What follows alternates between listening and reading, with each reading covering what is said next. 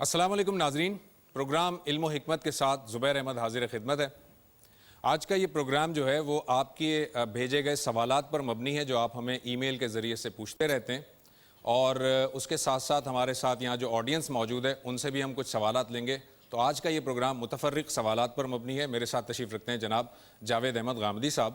جاوید صاحب، ایک یہ کویشچن ہے کہ آپ نے اپنے کسی پچھلے پروگرام میں یہ فرمایا تھا کہ مسلمان جو ہے وہ جب یونان کے فلسفے سے متاثر ہوئے تو تصوف جو ہے وہ وجود میں آیا، تو وہ یونان کے فلسفے سے کیوں متاثر ہوئے؟ کیا اس وقت اسلامی تعلیمات نہیں تھیں ان کے سامنے؟ نہیں، میں نے یہ نہیں کہا تھا۔ میں نے یہ کہا تھا کہ انسان دنیا میں جب حقائق کا ادراک کرنا چاہتا ہے تو اس کے لیے اس نے دو طریقے اختیار کیے۔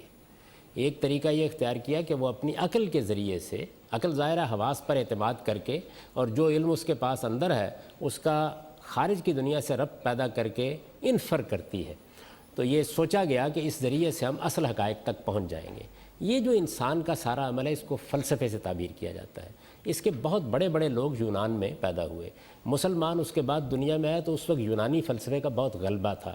اس سے متاثر ہو کر جو چیز پیدا ہوئی، میں نے تصوف نہیں کہا تھا، میں نے کہا تھا وہ علم کلام ہے، اور اس کے ماہرین متکلمین کہلاتے ہیں۔ صوفیانہ مذاہب ان کا سب سے بڑا مرکز ہندوستان ہے۔ گوتم بدھ سب سے بڑا آدمی ہے جو صوفیانہ مذاہب کے علمبردار کی حیثیت سے پیدا ہوا۔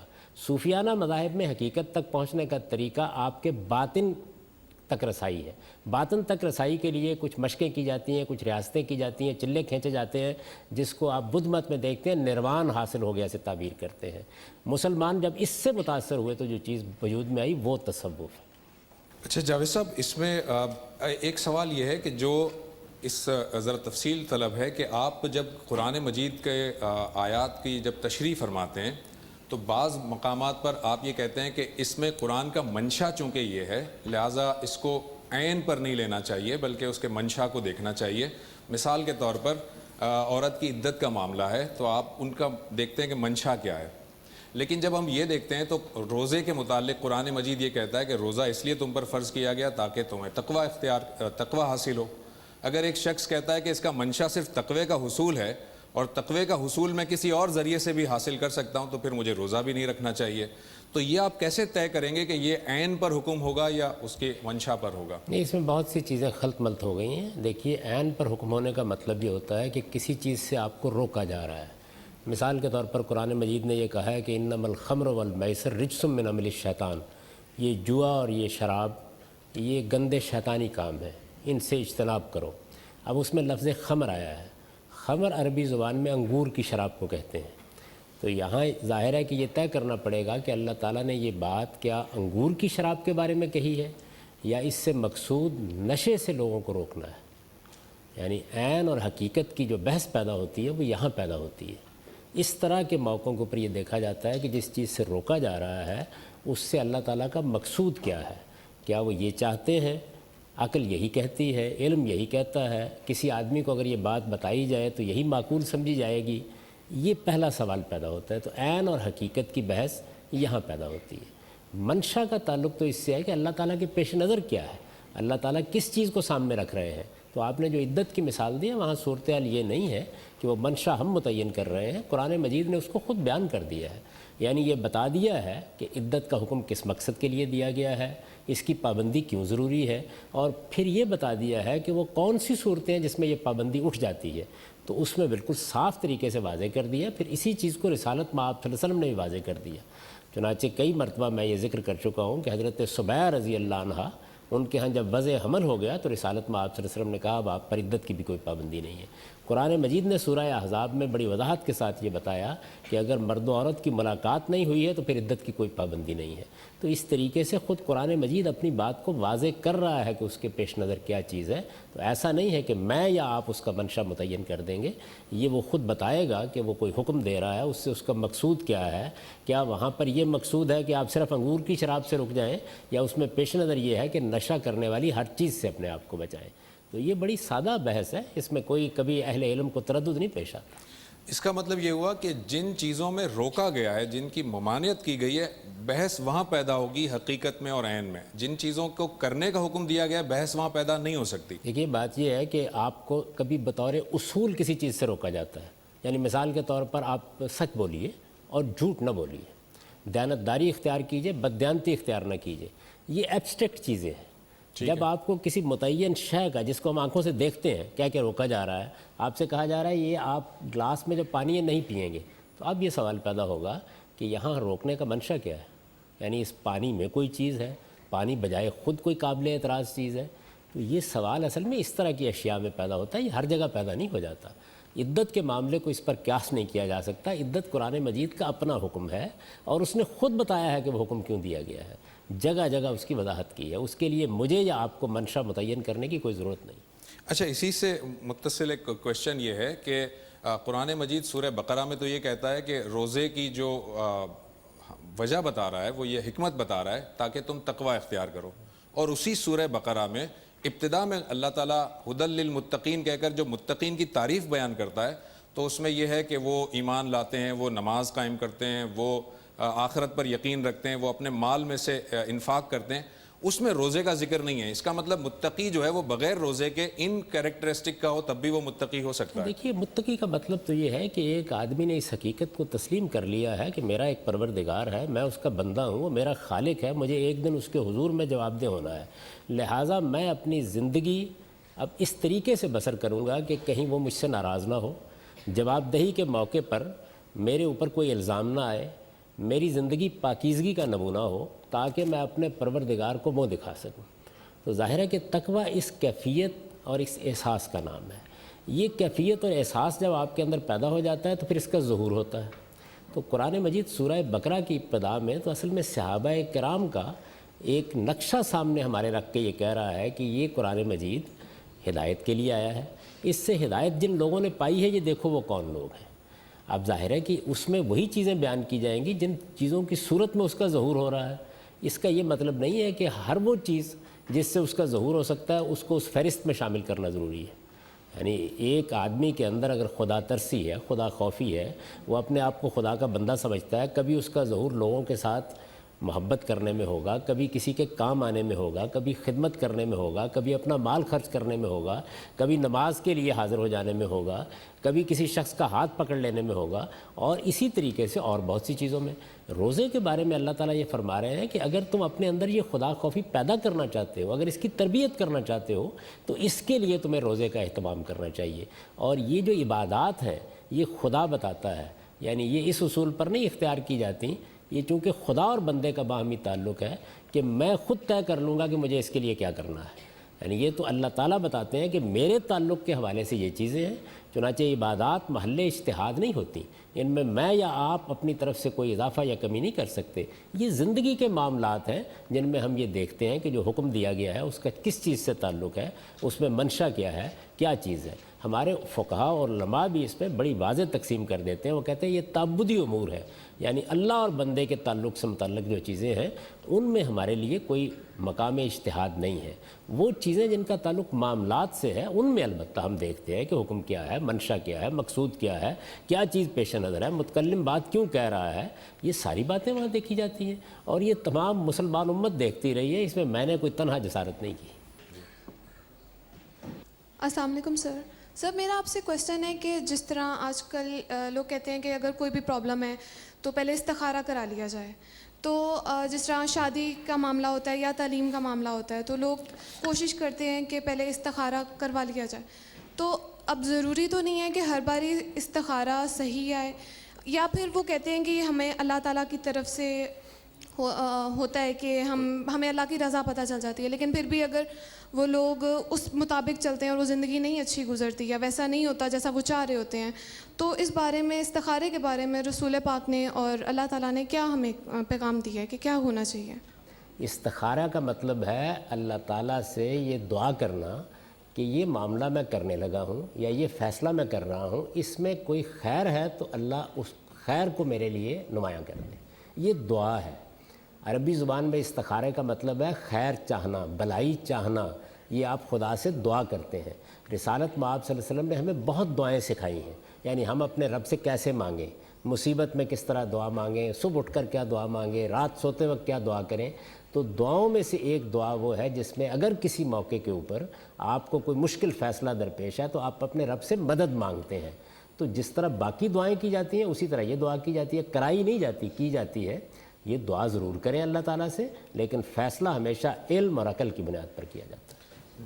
جاوید صاحب ابھی آپ نے فرمایا کہ کرائی نہیں جاتی، کی جاتی ہیں دعائیں، کیا ایسا نہیں ہو سکتا کہ ہم جس کوئی بزرگ ہے، کوئی بڑا ہے، والدین ہیں، کوئی اور ہے، اس سے ہم درخواست کریں دعا کے لیے کہ جی میرا یہ مسئلہ ہے، آپ ہمارے لیے دعا کیجیے گا، تو یہ بھی تو دراصل دعا کروائی ہی جا رہی ہے نا؟ استخارے میں آپ یہ کرتے ہیں تو یہ کہہ کے گھر واپس آ جائیے کہ آپ میرے لیے دعا کیجیے گا خیر کی، بہت اچھی بات ہے۔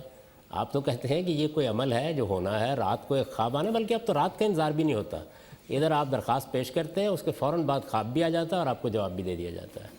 تو یہ تو محض دکانداری ہے، اس سے کیا تعلق ہے؟ یعنی دعا آپ خود کریں، آپ کسی دوسرے سے بھی کہیں میرے لیے دعا کیجیے گا، تو یہ درخواست آپ کر سکتے ہیں، لیکن جو تصور استخارے کا بن گیا ہے یہ نہ قرآن میں ہے نہ حدیث میں ہے، کہیں موجود نہیں ہے۔ یہ معلوم نہیں کہاں سے ہماری امت پر نازل ہو گیا، اور میں نے یہ دیکھا ہے کہ اس کی بنیاد پر لوگ بعض اوقات بہت غلط فیصلے کرتے ہیں، بعض اوقات ان کے اپنے احساسات خواب کی صورت میں یا کسی اور اشارے کی صورت میں ان کے سامنے نمایاں ہو جاتے ہیں، وہ سمجھتے ہیں کہ یہ خدا کا فیصلہ ہے، اور نتیجہ یہ نکلتا ہے کہ بہت احمقانہ نوعیت کے اقدامات کر لیے جاتے ہیں۔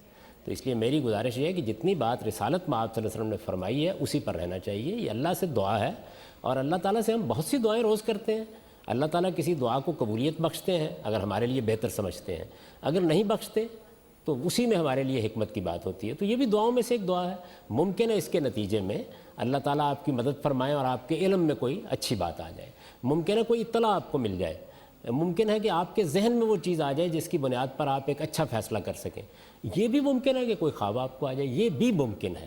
تو یہ ساری چیزیں ہر دعا کے بارے میں ہو سکتی ہیں۔ استخارہ محض اللہ تعالیٰ سے بھلائی چاہنے کی دعا ہے، اس کے سوا کچھ نہیں ہے۔ جو لوگ استخارہ کرتے ہیں انہوں نے کبھی اس دعا کا ترجمہ نہیں پڑھا ہے، تو میری گزارش یہ ہے کہ اس دعا کو نکال کے ذرا ترجمہ پڑھ لیجئے، معلوم ہو جائے گا کہ اس میں کیا بات کہی گئی۔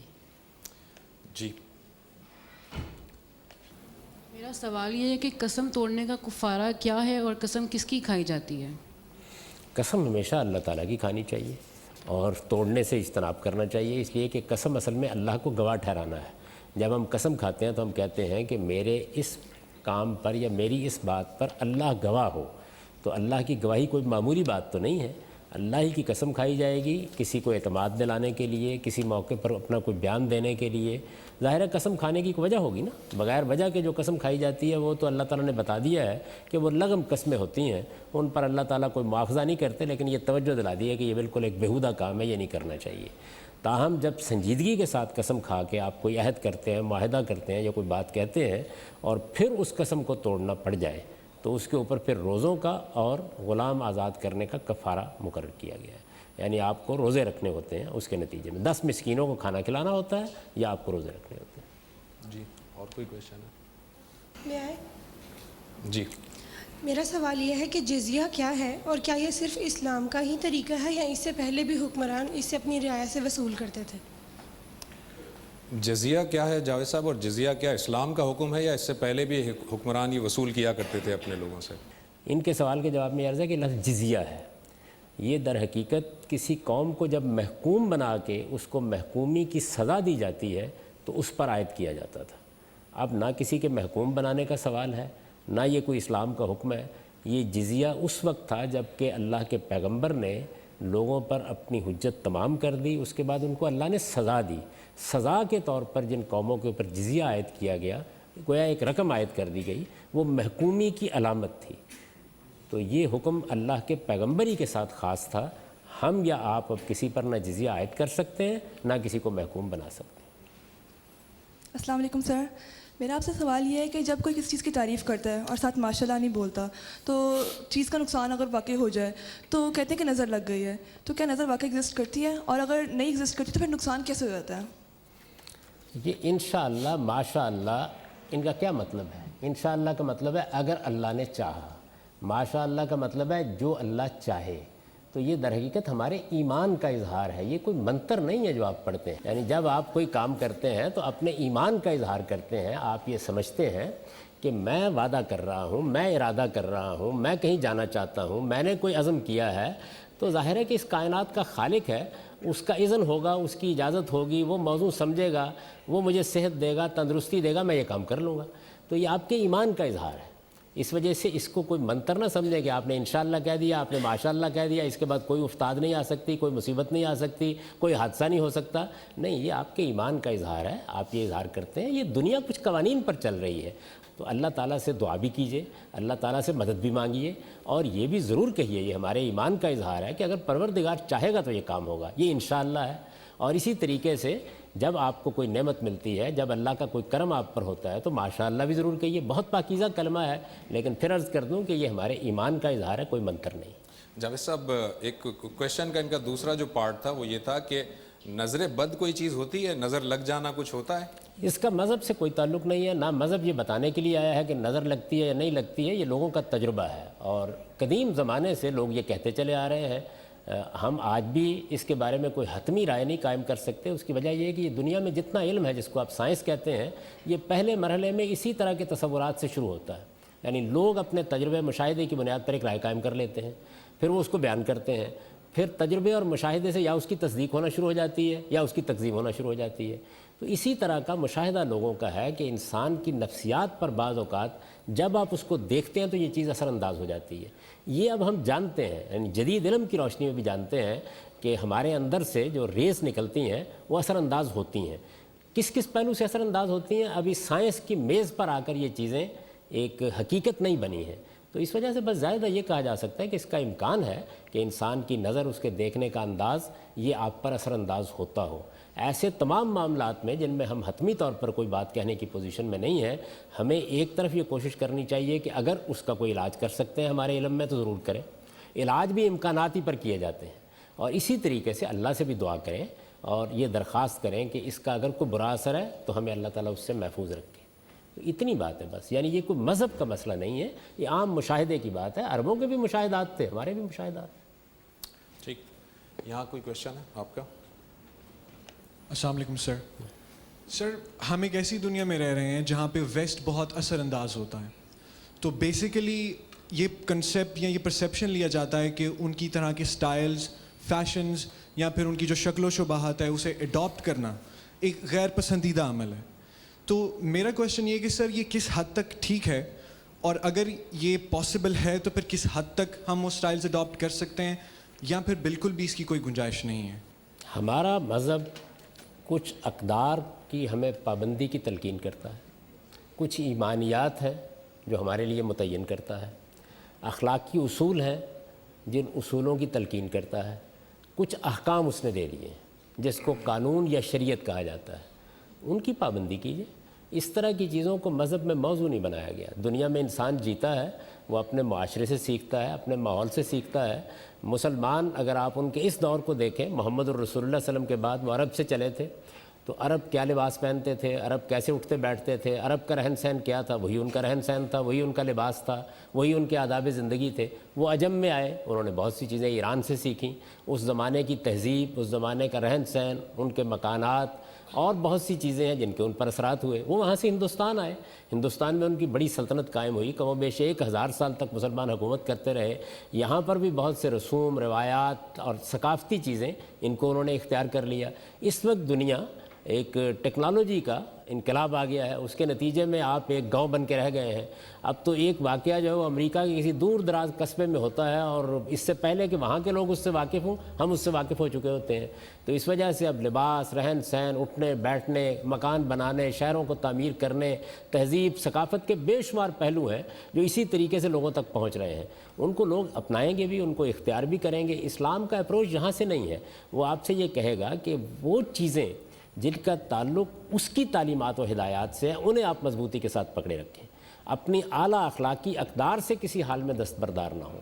یہ چیزیں ہیں جو اسلام میں مطلوب ہے، اور ان کو بالکل متعین طریقے سے واضح کر دیا گیا ہے. عبادات میں کیا چیزیں ہیں وہ بھی واضح کر دی گئی ہیں، اور اخلاق میں اور قانون میں کن چیزوں کا ہم خیال رکھیں گے ان کو بھی بالکل واضح کر دیا گیا ہے. اگر آپ تہذیب کی سطح پر دیکھیں تو میں یہ عرض کر سکتا ہوں کہ 3 ہی چیزیں ہیں جن کو در حقیقت ہماری تہذیبی اقدار کی حیثیت حاصل ہے.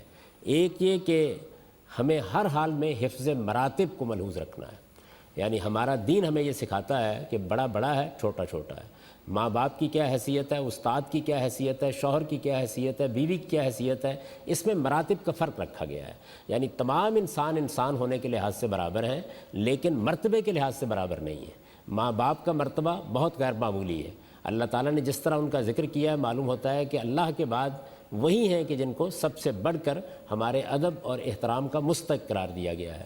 تو یہ جو حفظ مراتب ہے، یعنی مراتب ہر حال میں قائم رہے، خاندان کا نظم اپنے اسی پہلو کے ساتھ لوگوں کو ملحوظ رہے، یہ پہلی چیز ہے. دوسری حفظ فروج ہے، یعنی ہمارے ہاں بدکاری کو ایک بدترین جرم قرار دیا گیا ہے. بدکاری اور اس کے عوامل کے آدمی قریب نہ جائے اور اپنے آپ کو عفت اور پاکیزگی کی زندگی کا عادی رکھے. یہ چیز دوسری چیز ہے. اور تیسرے یہ ہے کہ ہم اپنے گرد و پیش سے بے نیاز نہیں ہوں گے.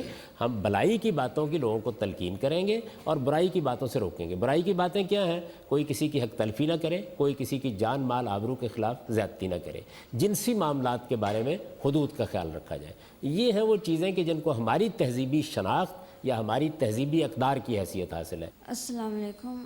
کیا اسلام میں اپنے خون کے رشتہ داروں سے قطع تعلقی کرنے کی اجازت ہے کہ نہیں؟ اللہ تعالیٰ نے جو بنیادی اخلاقیات ہمیں بتائی ہیں ان میں ایک بنیادی چیز، انتہائی بنیادی چیز یہ ہے کہ ہمیں صلہ رحمی کرنی ہے، یعنی اپنے رشتہ داروں کے ساتھ حسن سلوک کرنا ہے. بلکہ جو بنیادی اخلاقیات قرآن مجید میں بیان کی گئی ہیں اور آپ جس آیت میں وہ بیان کی گئی ہیں ہر جمعے کو اسے سنتے ہیں، وہ ہمارے جمعے کے خطبے کا حصہ بنا دی گئی ہے. اس میں یہ اعلان کیا جاتا ہے کہ مثبت اخلاقیات 3 ہی ہیں. ان اللہ یامر بالعدل والاحسان وایتاء ذی القربی. اللہ تمہیں عدل کا حکم دیتا ہے، احسان کا حکم دیتا ہے اور اپنے رشتہ داروں کو اپنے مال میں شریک کرنے کا حکم دیتا ہے. تو رشتہ داروں کا ہم پر حق قائم ہے کہ ہم ان کے ساتھ حسن سلوک کریں، اپنے مال میں ان کو شریک کریں، اگر وہ غریب ہیں تو ان کی غربت کا احساس رکھیں. یہ ساری ہماری ذمہ داری ہے. تو قطع تعلقی تو بہت بڑی بات ہے. ہمیں تو مثبت طور پر یہ حکم دیا گیا ہے کہ ہم صلہ رحمی کریں، یعنی ان کے حقوق ادا کریں، ان کے تعلقات کا پاس کریں، ان کے ساتھ ہمارا رویہ ہمدردی اور محبت کا ہو. ایسا بعض اوقات ہوتا ہے کہ کسی دوسرے کی طرف سے آپ کو اچھا رد عمل نہیں ملتا. بعض اوقات ایسا بھی ہوتا ہے کہ کوئی دوسرا زیادتی کر ڈالتا ہے آپ کے ساتھ. اس طرح کی اگر کسی نے زیادتی کی ہے تو صبر سے کام لیں، جو ضروری حقوق ہیں اس کو ہر حال میں ادا کرتے رہیں. البتہ یہ ہے کہ اس کے بعد یہ پابندی دین نہیں لگاتا کہ اب آپ بہت خوش دلی کے ساتھ ضرور ملیں بھی اور جائیں بھی اور بیٹھیں بھی اور گپ شپ بھی کریں. آپ ایک فاصلہ رکھتے ہوئے حقوق ضرور ادا کیجئے. قطع تعلقی کر لینا، منہ پھیر لینا، الیک سلیک کرنے سے اجتناب کرنا، یہ ہمارے دین کی تعلیم نہیں ہے. یہ نہ دوستوں کے ساتھ کرنا چاہیے، نہ انسانوں کے ساتھ کرنا چاہیے، نہ رشتہ داروں کے ساتھ کرنا چاہیے. آپ تعلقات کی سطح تو طے کر سکتے ہیں. زیادہ ملنا ملانا ہوگا، بہت آنا جانا ہوگا، آپ خوشی غمی میں بہت محبت کے ساتھ شریک ہوتے ہیں. آپ حقوق کی ادائیگی تک، حقوق کو ادا کرنے تک اپنے آپ کو محدود کر لیتے ہیں. بس ان دونوں کے درمیان انتخاب ہے. چھوڑ دینے کا تو کسی حال میں بھی حق نہیں. جاوید صاحب، اگر یہ اس بات کا یقین ہو، یقین کی حد تک اس بات کا امکان ہو کہ جس رشتہ دار کے ساتھ آپ تعلق رکھنے جا رہے ہیں وہاں سے آپ کو نقصان کا اندیشہ ہے، وہ کوئی ضرر پہنچائیں گے آپ کو، تب بھی نہیں کر سکتے ہم؟ نقصان سے بچنے کی کوشش کیجئے. لیکن دیکھیے، جس چیز کو میں حقوق کہتا ہوں، اگر فرض کر لیجیے کہ آپ کو نقصان کا اندیشہ بھی ہے اور اس پہ کوئی مصیبت آ گئی ہے، کوئی افتاد آ گئی ہے، وہ بھوکا ہے اور آپ کے پاس روٹی موجود ہے، تو آپ کو دینی چاہیے نا. یعنی نقصان کے اندیشے سے آپ ان حقوق سے تو اپنے آپ کو الگ نہیں کر سکتے. ٹھیک. اچھا، اسی طریقے سے اگر کوئی غمی کا موقع ہے، کسی کے ہاں کوئی وفات ہو گئی ہے، کوئی بیمار ہے، اس کی تیمارداری ہے، اس کا بھی نقصان یا فائدے سے کوئی تعلق نہیں ہے. آپ نے کسی کی خوشی میں شریک ہونا ہے، اس میں بھی جائیے، چند لمحوں کے لیے جائیے، بیٹھیے، مبارک دیجیے، واپس آ جائیے. تو یہ وہ چیزیں ہیں کہ جو آپ کا حق ہے اور آپ کا فرض بھی ہے. ان چیزوں کے معاملے میں تو پیچھے نہیں ہٹنا چاہیے. البتہ آپ آگے بڑھ کے تعلقات رکھیں، اعتماد کریں. یہ چیزیں ہیں کہ جس میں بعض اوقات دوسرے سے نقصان کا اندیشہ ہوتا ہے. اس کا پابند اللہ نے آپ کو نہیں کیا. یہ حالات کے لحاظ سے ہیں اور اسی کے لحاظ سے ان کا فیصلہ بھی کرنا چاہیے. صحیح. جاوید صاحب، 72 فرقوں والی جو روایت ہے اس کی کیا سند ہے؟ دیکھیے، یہ تو ایک بالکل حقیقی چیز ہے جس کو ہم اپنی آنکھوں کے سامنے دیکھ رہے ہیں.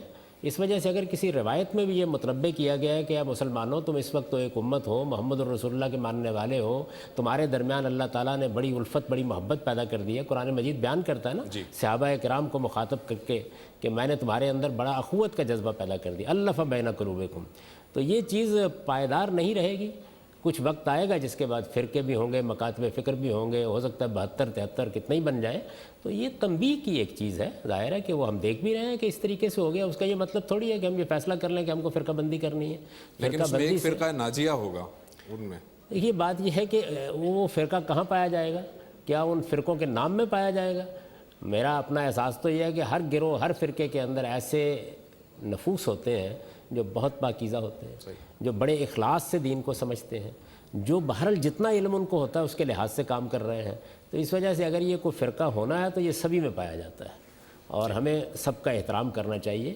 باقی جہاں تک اس روایت کا تعلق ہے، یہ کوئی سند کے لحاظ سے بہت قوی روایت نہیں.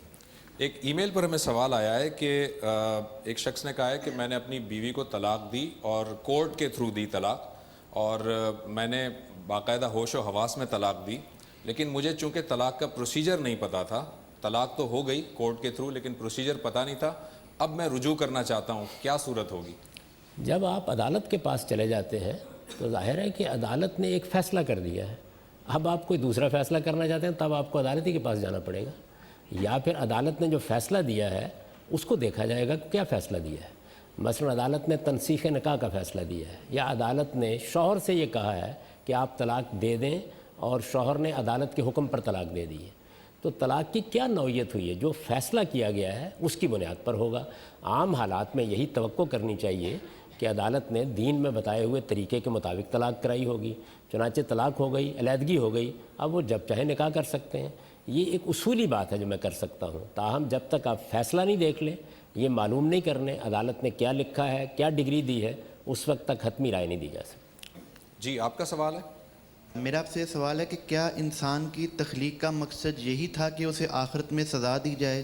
اگر ہم 2016 کی بات کریں تو 80% تو لوگ تو ویسے ہی مشرک ہیں، اور مشرک کے لیے اسلام میں قرآن میں ویری ویل ڈیفائنڈ کرائٹیریا کہ وہ دوزخ میں جائیں گے اور ہمیشہ وہاں پر رہیں گے. اب ہم 20% مسلمانوں کی بات کریں تو 10% کو ہم دیکھیں تو ہمیں یہ ہم یقین سے کافی حد تک کہہ سکتے ہیں کہ ان میں دنیا کی تمام برائیاں موجود ہیں، جس کا بھی اللہ تعالیٰ نے ڈیفائن کیا ہے کہ وہ دوزخ میں جائیں گے فار سم ٹائم، اس کے بعد وہ پھر جنم چلے جائیں گے. باقی بچ کے 10%، تو مطلب 90% سے 95% لوگ جو ہیں جو کہ ہم عام مشاہدے سے کہہ سکتے ہیں کہ وہ دوزخ میں جائیں گے. اور مطلب جو اللہ تعالیٰ نے ٹیسٹ سیٹ کیا ہے، کرائٹیریا سیٹ کیا ہے، کیا وہ انسان کی فطرت سے اگینسٹ نہیں ہے؟ دنیا میں اپنے مشاہدے کی بنیاد پر لوگوں کے ایمان، ان کی جنت اور ان کے دوزخ کا فیصلہ ہم کو کرنے کا کوئی حق نہیں. ہم ظاہر میں دیکھ رہے ہوتے ہیں، خدا باطن کو دیکھ رہا ہے. ہم نہیں جانتے کہ جن کا ہم نے مسلمان نام رکھا ہوا ہے وہ وہاں اللہ کی بارگاہ میں کس صف میں کھڑے ہوئے ہوں گے. اللہ تعالیٰ نے یہ بتایا ہے کہ میں کس بنیاد پر تمہارا محاسبہ کروں گا. اللہ تعالیٰ نے یہ بتایا کہ میں تمام انسانوں کو یہ شعور دے کر دنیا میں بھیجتا ہوں کہ میں ان کا خالق ہوں، اور میں ان کو اخلاقی شعور بھی دے کے بھیجتا ہوں. یعنی اس چیز کے لیے کسی پیغمبر کی بھی قرآن کہتا ہے ضرورت نہیں ہے. میں نے تمہارے اندر یہ چیز رکھی ہے کہ تمہیں دھوکہ نہیں دینا، فریب نہیں دینا کسی کو، تم نے ملاوٹ نہیں کرنی، تم نے کسی کے ساتھ زیادتی نہیں کرنی، کسی کا حق نہیں مارنا. یہ وہ چیزیں ہیں کہ جن کا تعلق کسی مذہب کی تعلیم کے ساتھ نہیں ہے. اللہ تعالیٰ نے وضاحت کے ساتھ بتایا کہ یہ تو میں نے تمہارے اندر ڈال دی ہیں. تو انسان کا اولین امتحان یہی ہے جس میں اس کو ڈالا گیا ہے. اس میں مسیحی بھی ہے، اس میں یہودی بھی ہے، اس میں مسلمان بھی ہے. اس کے بعد جتنا جس کا علم ہے اس کی بنیاد پر وہ کیا فیصلہ کرتا ہے. پھر یہ بات کہ آپ فیصلہ کریں گے اس بات کا کہ یہ آدمی اخلاص کے ساتھ عمل کر رہا نہیں کر رہا، میرے پاس تو یہ جاننے کا کوئی ذریعہ نہیں ہے. تو توقع کرنی چاہیے کہ بہت سے لوگ اس معیار پر پورے اتریں گے. لیکن اگر فرض کر لیجئے کہ جو آپ بات کہہ رہے ہیں کہ 10% بھی پورے نہیں اترتے، تو اس میں اللہ تعالیٰ کا کیا قصور ہے؟ اس لیے کہ وہ تو یہ کہتا ہے کہ میں نے تمام چیزوں کا شعور دے دیا، علم دے دیا، انصاف کے ساتھ معاملہ کر رہا ہوں، اس کے اسباب فراہم کر رہا ہوں. جو کچھ پوچھوں گا اس بنیاد پر پوچھوں گا کہ تمہارے پاس علم کتنا تھا، تمہارے پاس عمل کی صلاحیت کیا تھی. تو انصاف کی بنیاد پر یہ تو اس کو حق حاصل ہے کہ وہ یہ پوچھے. اس لیے کہ اگر انسان نے اپنے آپ کو خود بربادی کے حوالے کر دیا تو پھر اس کو گلہ کرنے کا حق نہیں ہے. نتیجہ کیا رہا، اللہ کی اسکیم کامیاب ہوئی یا ناکام ہوئی، اس پر قیامت میں میں اور آپ دونوں مل کے اللہ تعالیٰ سے ملاقات کریں گے، بات بھی کر لیں گے. لیکن بہرحال جو بات کی گئی ہے وہ تو بالکل معقول سیدھی بات ہے.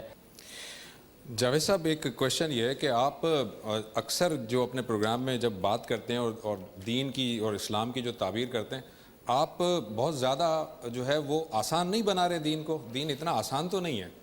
میں اسی بات کو الٹ کے کہوں گا کہ آپ لوگ جس طریقے سے دین کو سمجھتے ہیں آپ نے دین کو بہت مشکل نہیں بنا دیا. یعنی اللہ کا دین آسان ہی ہے. آپ دیکھیں رسالت میں آپ صلی اللہ علیہ وسلم نے تو خود یہ فرمایا کہ دین و یسر، دین آسان ہے. آپ نے لوگوں کو نصیحت کی کہ جب تم لوگوں کو دین بتانے کے لیے جاؤ تو یسروا ولا تعسروا، آسانی پیدا کیا کرو، مشکل نہ پیدا کیا کرو. बशरू वला तुनफ़िरू, बशारत दिया करो, लोगों को बिदकने के असबाब ना फराम किया करो। तो इस वजह से दीन आसान है, आपने मुश्किल बनाया है, बड़ी मेहनत करके मैं उसको उसकी असल सूरत में आपके सामने पेश कर रहा हूँ।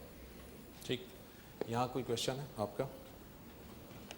अस्सलाम वालेकुम सर। सर मेरा क्वेश्चन ये है कि जिस तरह इस्लाम में गीबत करना मना फरमाया गया, ठीक है, तो एक शख्स के ऊपर जो है वो एक जालिम इंसान बैठा हुआ है और उनके नीचे दो शख्स हैं, वो उन दोनों के साथ बुरा सलूक करते हैं और उसकी गैर मौजूदगी में अगर दोनों उसकी आपस में बातें करें कि इसने गलत किया या इसने ये किया, ये शख्स है ही ऐसा, तो क्या ये भी गीबत के ज़ुमरे में आता है और क्या इसका गुनाह होगा कि इन्होंने आपस में क्यों इस तरह की बात की? देखिए, गीबत की तारीफ़ ये है कि आप किसी बगैर किसी वजह के, बगैर किसी सबब के दूसरे को लोगों की निगाहों में गिराने के लिए उसकी अदम मौजूदगी में उसकी बुराइयां बयान करें, इसको गीबत कहते हैं।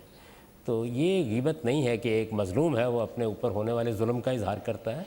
इसको तो ख़ुद अल्लाह ताला ने कुरान मजीद में बयान कर दिया कि इल्ला मन ज़ुल्म, यानी कोई आदमी किसी को बुरा भला कहे, सब्बो शतम करे तो ये बहुत बुरी बात है, लेकिन अल्लाह ताला कहते हैं कि मज़लूम को इसका हक़ है कि वो अपने जुल्म की दुहाई देता है जो उसके ऊपर किया गया है।